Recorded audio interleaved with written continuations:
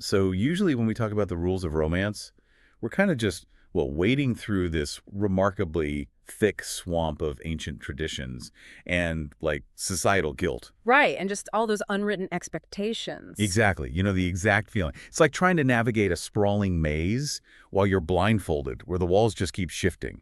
Yeah, and they shift depending entirely on, like, what culture or religion or even just what generation you happen to have been born into. It's an incredibly subjective and honestly just frustrating space for a lot of people. Oh, absolutely. The boundaries of what's considered, an acceptable way to love are so frequently dictated by forces completely outside of ourselves. Right, like rigid institutions. Exactly. Institutions, historical precedent, and just the suffocating weight of community pressure. But I want you to imagine just for a second, stepping out of that swamp. Imagine stepping into a world where the rules of romance are not dictated by any of those external pressures. That would be nice. Right. Imagine a framework where love is treated purely as a structured, logical expression of human nature.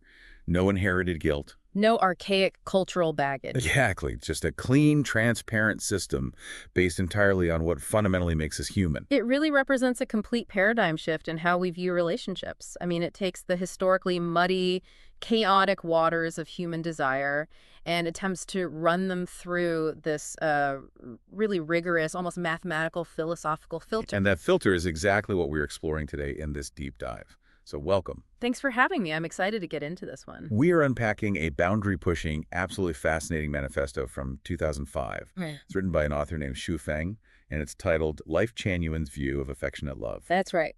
And our mission today is to dig into the mechanics of this intricate philosophy.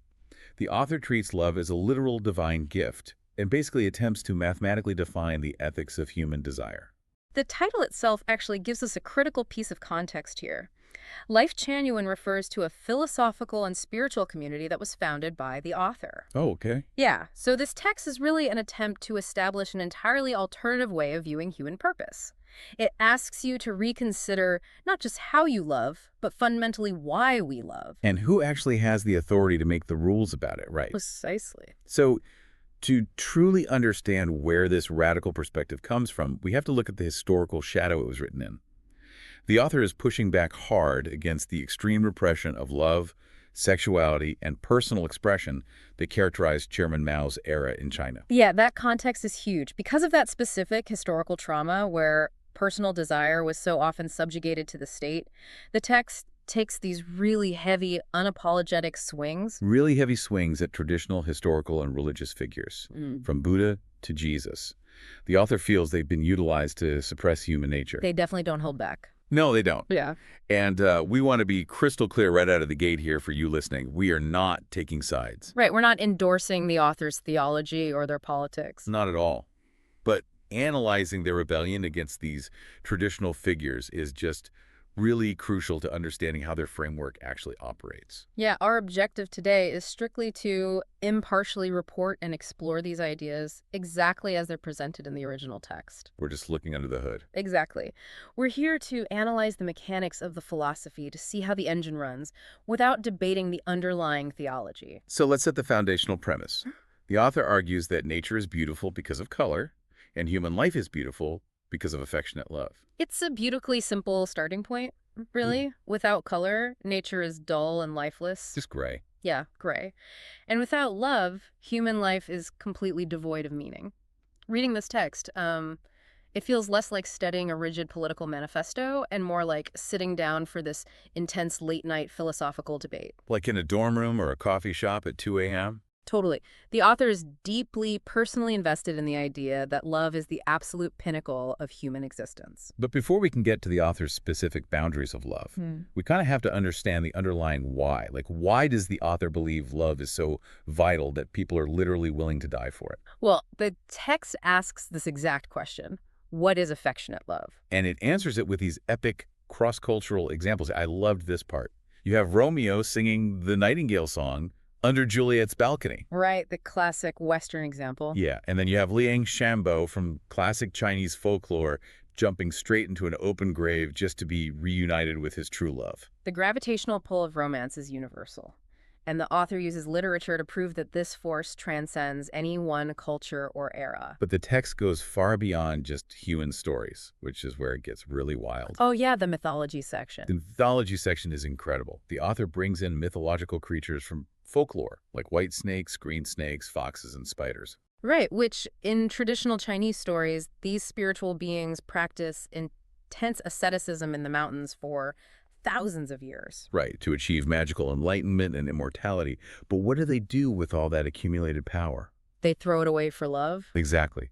The author points out that they use it to basically dodge monks and Taoist priests just so they can sneak down into the mortal world and experience a passionate, fleeting romance with a human. They literally trade eternal magical enlightenment for a brief taste of mortal romance.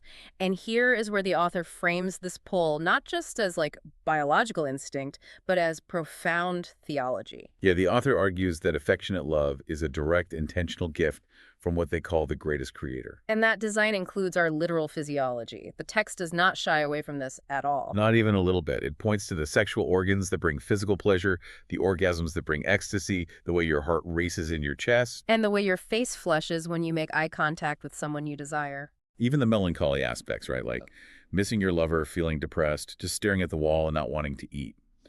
The author classifies all of this as a beautiful, intentional physiological design. And this leads to a very sharp, very controversial pivot in the text. The author critiques the long-standing historical tendency to apply ascetic divine standards to everyday flesh and blood humans. Right. Jesus and Sakyamuni the Buddha are respected in the text as bright lights, but the author points out a crucial distinction. Right. One is God, the other is Buddha. Using their standard of giving up worldly desires to demand celibacy or emotional repression from regular people completely deviates from the creator's original intention. Okay, let's unpack this, because that makes a lot of sense when you break it down. It's like expecting a regular person walking down the street to suddenly run a marathon at Olympic speed. Without breaking a sweat. Exactly. And then punishing them when they can't. I mean, if we use the standards of literal deities for everyday people, aren't we just setting humanity up to fail? What's fascinating here is that that is precisely the author's argument. For centuries, many institutions have taught that suppressing physical love makes you more holy. Like, deny the flesh to feed the spirit. Exactly. But this manifesto argues the exact opposite. It argues that suppressing and obstructing love actually destroys human nature. It's completely flipped. Right. Think about the logic. If the creator designed human beings with the specific, intricate capacity for intense romantic and physical joy, then refusing to use that capacity is a literal rebellion against the creator's design. It's a complete inversion of how asceticism is usually framed. The author actually writes that without a passionate love life, we can scarcely feel the great love of the creator, and therefore we have no mechanism to understand its will. So if the author is throwing out these rigid, ascetic, divine standards, they must establish a new set of boundaries. I mean, you can't just erase all rules, or society collapses into chaos. Right, it can't just be a free-for-all. No, definitely not. And this is where the author introduces a secular, deeply structured framework for defining what constitutes moral, healthy love. They break this down into 6 distinct pillars. So let's look at how the author structures these boundaries. It kind of moves from the broad public sphere down to the intimate private relationship. Right. The first boundary deals entirely with family and generational order.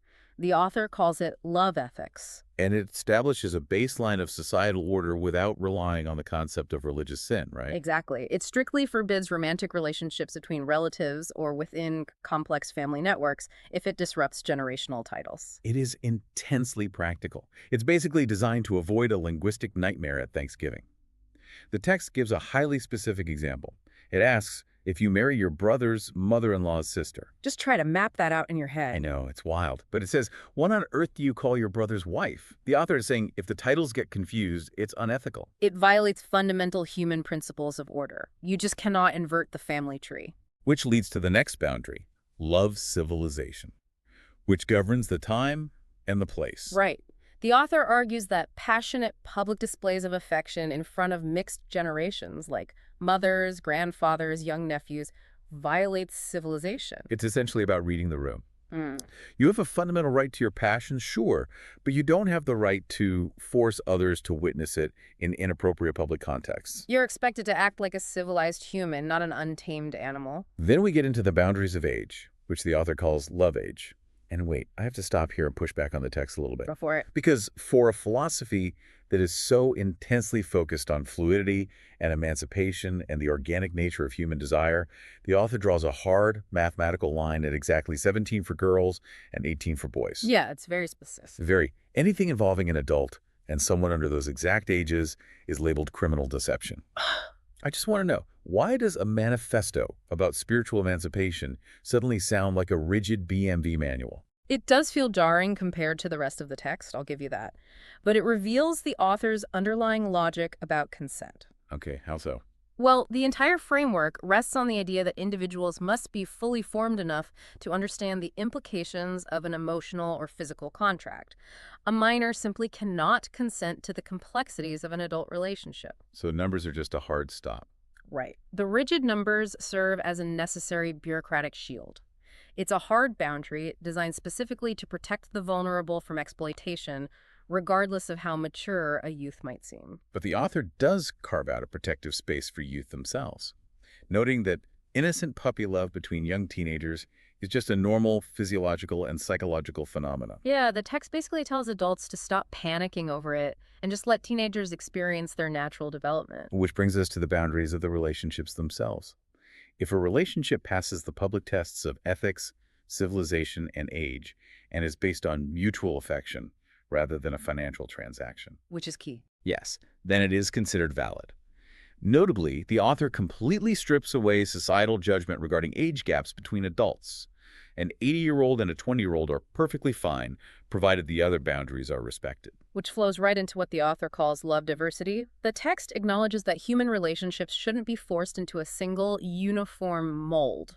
Think of human society less like a factory assembly line and more like a complex biological ecosystem. That's a great way to put it. Some plants need constant, direct sunlight to thrive. Others require deep shade. Right. Some people prefer lifelong monogamy and find deep peace in it. Others prefer polyamory. Some want to remain single forever. The manifesto explicitly states that lifelong monogamy is good, but changing lovers is also good. As long as the people involved are willing adults, it conforms to human nature. The core tenet here is that outside parties, whether they're neighbors, governments, or religious leaders, have absolutely zero right to interfere with the mechanics of someone else's consensual relationship. Which leaves us with the final and undoubtedly most complex boundary: love morality. Yeah, this is the big one. The rule is stated simply. A love relationship is moral if it is established on the basis of not harming anyone else's love relationship. Simple in theory, incredibly difficult to navigate in the real world. Because when human desires collide, someone usually gets hurt. Always. So, to demonstrate how this specific pillar functions when it's heavily stress-tested, the author applies it to a famous, scandalous love triangle from the classic Chinese novel, Water Margin. Right, the ultimate test case. Exactly. So imagine this setup. You have three central characters. First, Wu Delang. He is a physically inadequate, weak husband who cannot satisfy his wife sexually or emotionally. Okay. Second, his wife, Pan Jinlian. She's a vibrant, incredibly healthy woman whose physical and emotional needs are completely unfulfilled. And the third. Third is Ximen King, a wealthy, strong, arrogant lover who enters the picture. So, traditional morality has historically looked at this story and universally condemned the wife, Pan Jinlian. Traditionalists argue she should have remained faithful to her husband her entire life, regardless of her own internal suffering. But to grasp how deeply ingrained and enforced this expectation was, we have to understand the historical concept of the memorial archway for chastity, which the author attacks viciously in this text. Yeah, that's crucial. For those who might not know, what exactly was the chastity archway? Well, historically in China, these were massive stone monuments erected by the government or local communities. They were built to honor widows who refused to ever remarry after their husbands died, or women who chose suicide over perceived dishonor. Wow. Yeah, these weren't just abstract concepts. They were dominating physical structures in the center of towns. It was the ultimate physical symbol of female repression, literally casting societal expectations of female suffering and sacrifice into immovable stone. And the author views this traditional expectation as monstrous. Absolutely monstrous. That adds so much weight to the author's argument here. The text says it's intensely cruel to demand a healthy woman suppress her very nature just to serve a husband who cannot meet her needs. The author asserts that Pangilian having an affair is not a sin. It's perfectly reasonable. Because she has an innate divine right to pursue love. Right. However, the author does not let the wealthy lover, Simon King, off the hook. Schumann's behavior is condemned because it actively harms the existing relationship between the husband and wife. It violates that final pillar, love morality. Because Schumann is strong and the husband is weak, Schumann's intrusion into the marriage without consent is classified as an act of bullying. I see the inherent problem here. The traditional view destroys the wife by trapping her. The affair destroys the husband by humiliating him. So what is the author's solution? It isn't just a simple divorce, which is what you might expect. No, the author proposes a radical emancipation of the mind. They suggest that the three of them should have formed a transparent contract. The mechanics of this proposed contract are really fascinating. Yeah, so the wife gets to enjoy what the author calls wild fruit on the side to make up for her husband's inadequacy. The wealthy lover has to compensate and take care of the husband's material life. And the husband just has to accept his physical limitations and allow the arrangement as long as his wife still fulfills her domestic duties. It's quite the setup. Here's where it gets really interesting, though, because I have to admit, reading this, it feels like the author is just handing out a philosophical free pass for infidelity. I mean, how does this bizarre contract actually protect the weak husband? This raises an important question. It's a highly unconventional proposition, but it targets a massive contradiction in human ethics. The societal duty to have sympathy for the weak versus the fundamental right of an individual to express their human nature. Okay, I'm listening. The text argues that true morality shouldn't force the strong, in this case, the vibrant wife, to be completely miserable just to act as a lifelong comfort blanket for the weak husband. So, true morality means finding a structural way where nobody is destroyed by the arrangement. Precisely. The author is trying to engineer a transparent, consensual balance. If they form this contract, the wife's humanity is recognized and her needs are satisfied. And the lover pays his material dues for entering the dynamic. Right. And the husband is cared for without being deceived or humiliated behind his back. The relationship transitions from one based on harm, resentment, and deceit to one based on radical honesty. The author actually writes, should Pan have suffered all her life? Definitely not. We must save Pan from her jail. It's about dismantling that stone archway of tradition so that no one's humanity is crushed. I see the structural logic, even if it is wildly outside the norm. But the author doesn't just confine these ideas to ancient literature. To prove that these pillars can hold up in the modern world, the manifesto applies them to highly controversial, real-world events from the author's own era. This is where we really see love diversity applied in practice. And grounding the philosophy in contemporary scandalous events forces the reader to confront their own immediate biases. First, the text examines the famous marriage between the 82-year-old renowned physicist Yang Zening and 28-year-old Wang Fan. Oh, people had a field day with that one. Society completely lost its collective mind over the age gap. But the author runs it calmly through the pillars. Is it legal adult consent? Yes. Does it violate family ethics, civilization, or morality? No. The author openly celebrates it. They argue that this couple bravely broke the constraints of traditional concepts and proved that the elderly still have a profound capacity for romance. The text uses this beautiful, striking imagery, stating that this relationship allows the elderly to dance a tango on the edge of death.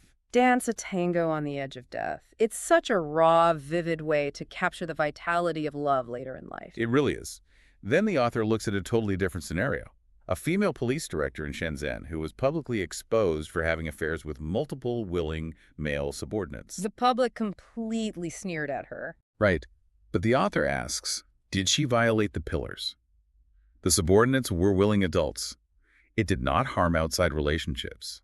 So it is her right. The text asks, why should we suppress her feelings? It's a radical defense of female autonomy, especially in a culturally conservative context that usually reserves that kind of behavior for men in power. And the author extends this defense of autonomy to consensual non-monogamy, defending things like swinger parties or couples parties. But psychologically speaking, how does the author justify that? I mean, how does adding outside partners strengthen a primary bond rather than just fracturing the marriage with intense jealousy? Well, the author uses a culinary mechanism to explain it. They compare long-term rigid monogamy to eating exotic delicacies every single day. Okay. Eventually, no matter how exquisite the food is, the palate becomes fatigued and the appetite wanes. You need cabbage and carrots to refresh your senses. So the psychological mechanism here is that by removing the impossible, crushing expectation that one person must perfectly fulfill every single physical and emotional need for 50 years. You alleviate the immense pressure that often breaks marriages. Wow. Yeah, the author argues these consensual arrangements refresh the individuals, allowing them to return to their primary family bond with renewed energy. It really challenges you to look past your initial, culturally conditioned disgust and look strictly at whether actual harm is being done to the participants. Exactly. Which brings me to an incredibly vulnerable personal anecdote the author shares toward the end of the manifesto. The author talks about a female coworker who was universally labeled by the entire office as a loose woman. Right, the office pariah. The author admits they were terrified to even speak to her, acting like a sacrosanct moralist, just to protect their own political and social standing. It's a rare, refreshing moment of a philosopher admitting their own deep cowardice and complicity in the system they are critiquing. Total cowardice. Right. But eventually they cross that boundary and have a real conversation with her. And the author realizes she is articulate, emotionally rich, and deeply misunderstood. The author has this profound epiphany. She doesn't dirty, society was. Yes. The text describes her as a small white rabbit among a crowd of wolves, suffering unfair discrimination from people whose souls were actually much dirtier than hers. It's a powerful realization about psychological projection. Society often punishes those who express what the collective secretly desires, but is too afraid to act on. So think about the gossip in your own workplace or your own community. Think about the rumors that circulate. How often do we act like the wolves, judging someone else's love diversity simply because their specific expression of human nature doesn't match our own narrow appetite? That question gets to the very core of this entire manifesto.